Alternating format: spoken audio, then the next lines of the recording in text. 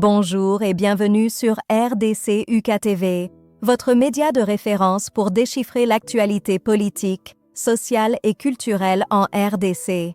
Avec des analyses approfondies, des enquêtes de terrain et des programmes captivants, nous vous informons pour sensibiliser.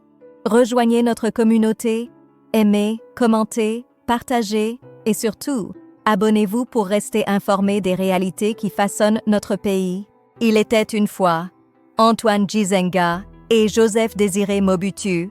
Antoine Gizenga, vice-premier ministre, et Joseph Désiré Mobutu, vice-ministre. Le 24 juin 1960, le premier gouvernement congolais est investi au Parlement. Patrice Emery Lumumba est à la fois Premier ministre et ministre de la Défense nationale. Antoine Gizenga, son allié et président du PSA, est vice-premier ministre. On retrouve le jeune Joseph Désiré Mobutu, que Lumumba a rappelé de Bruxelles, où il faisait une formation de journaliste comme secrétaire d'État à la présidence du Conseil. On dira aujourd'hui vice-ministre à la primature. Lumumba réintègre Mobutu dans l'armée le 5 juillet 1960. Les militaires congolais de la force publique se mutinent dans quelques garnisons. La force publique, c'était 25 000 Congolais, dirigés par 1000 officiers belges. À leur tête, le général Janssens, que le Premier ministre Lumumba va limoger à cause justement des mutineries. Il est remplacé comme commandant en chef de l'ANC, Armée nationale congolaise, nouvelle appellation de notre armée, par Victor Lundula, un ancien adjudant, devenu entre-temps maire de Jadoville, Likasi. Lumumba lui donne le grade de général, et comme chef d'état-major, le Premier ministre congolais aligne son petit à confiance Joseph Désiré Mobutu en lui donnant le grade de lieutenant-colonel, alors que Mobutu avait quitté l'armée en 1956 avec le grade de sergent. Relation tendue entre Gizenga et Mobutu le 11 juillet 1960. Sécurisé par les troupes belges qui ont débarqué à Lubumbashi la veille, Moïse Tshombe, le gouverneur du Katanga, proclame la sécession de sa province. Le président Kasavubu et le premier ministre Lumumba se lancent dans une tournée à l'intérieur du pays pour calmer les militaires congolais et rassurer la population. Patrice Lumumba laisse son intérim de chef du gouvernement à Antoine Gizenga. Celui-ci considère que le colonel Mobutu patauge dans cette fonction de chef d'état-major. D'autant plus que le général Victor Lundula est bloqué par les sécessionnistes au Katanga. Mobutu décide d'aller faire une tournée de sensibilisation à l'Équateur. Pour Antoine Gizenga, le Premier ministre ad intérim, considère que le colonel Mobutu est allé faire du tourisme dans sa province d'origine, en se pavanant dans sa tenue de colonel. Antoine Gizenga limoge le colonel Mobutu. Antoine Gizenga prend alors la décision de limoger le colonel Joseph Désiré Mobutu comme chef d'état-major de l'ANC. Il le remplace par Maurice Mpolo, qui est le ministre de la Jeunesse et Sport. C'est un ancien de la force publique. Antoine Gizenga lui donne le grade de colonel. Dès son retour à Kinshasa, le colonel Mobutu est dans tous ses états. Il commence à dénigrer le nouveau chef d'état-major Mpolo auprès des militaires. Informé de l'attitude de Mobutu, Antoine Gizenga considère que cela est dû au fait que les deux rivaux ont le même grade de colonel. Gizenga va alors promouvoir Maurice Mpolo au grade de général, ce qui va calmer le colonel Mobutu. Lumumba réhabilite Mobutu. Dès le retour du Premier ministre Lumumba à Kinshasa, le colonel Mobutu va se plaindre auprès de lui des agissements d'Antoine Gizenga.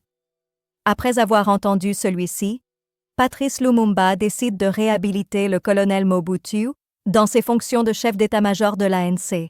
Il réinstalle aussi Maurice Mpolo dans son poste de ministre de la Jeunesse et des Sports. Antoine Gizenga dit à Lumumba qu'il commet une grave erreur en faisant confiance à Mobutu. Une guerre larvée est ainsi déclarée entre Joseph Désiré Mobutu et Antoine Gizenga. Et Maurice Mpolo paiera de sa vie son passage à la tête de l'armée que Mobutu a très mal vécu. Il sera arrêté et assassiné en compagnie de Patrice Lumumba le 17 janvier 1961 au Katanga.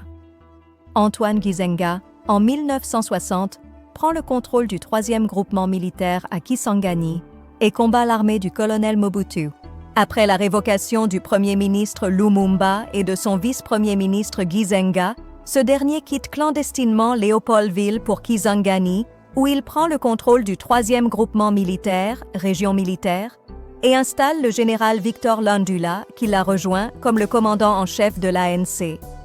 On a désormais 4 armées au pays qui obéissent à 4 gouvernements. 1. L'ANC Mobutu qui dépend politiquement du président Kasavubu à Léopoldville. 2. L'ANC Landula qui contrôle la province orientale et qui attaque et prend le contrôle de Bukavu. Cette armée répond politiquement à Antoine Gizenga. 3e. La gendarmerie katangaise, l'armée de l'État sécessionniste du Katanga de Moïse Tshombe. 4e. La gendarmerie kasaïenne, commandée par un jeune de 22 ans, le général Dinanga. C'est l'armée du président Albert Kalonji, chef de l'État autonome du Sud Kasaï. L'armée d'Antoine Gizenga va battre à plusieurs reprises Bukavu, Équateur, l'armée du colonel Mobutu. Le président Mobutu libère Gizenga 1965. Le général Joseph Désiré Mobutu, le commandant en chef de l'ANC, fait un coup d'État en renversant le président Kasavubu. Le 25 novembre, le lendemain du coup d'État, le nouveau président de la République fait libérer Antoine Gizenga, qui avait été mis en résidence surveillée depuis plus d'1 an par le Premier ministre Moïse Tshombe. Après sa libération, le général Joseph Désiré Mobutu demande à Antoine Gizenga de devenir son ambassadeur itinérant auprès des chefs d'État africains. Gizenga décline l'offre, parce qu'il n'a pas envie de travailler avec quelqu'un qui était impliqué dans la mort de Patrice Lumumba, dont lui, Antoine Gizenga, est héritier politique. Gizenga part en exil.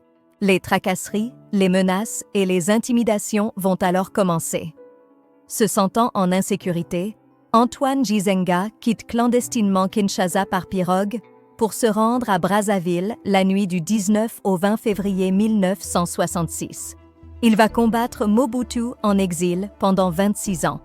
Il ne remettra les pieds à Kinshasa que le 7 février 1992 lors de la Conférence nationale souveraine. Gizenga savoure la victoire des Lumumbistes.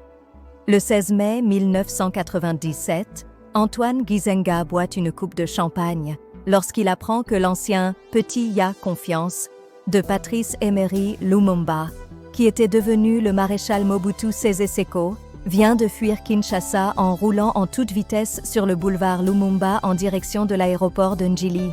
Parce qu'un Lumumbiste qu'Antoine Gizenga connaît très bien est à la porte de Kinshasa. Ce Lumumbiste à qui Antoine Gizenga avait donné à Kisangani en 1961 une bourse d'études pour Moscou s'appelle Laurent Désiré Kabila. À suivre. Merci, commentez, partagez et surtout, abonnez-vous pour rester informé des réalités qui façonnent notre pays.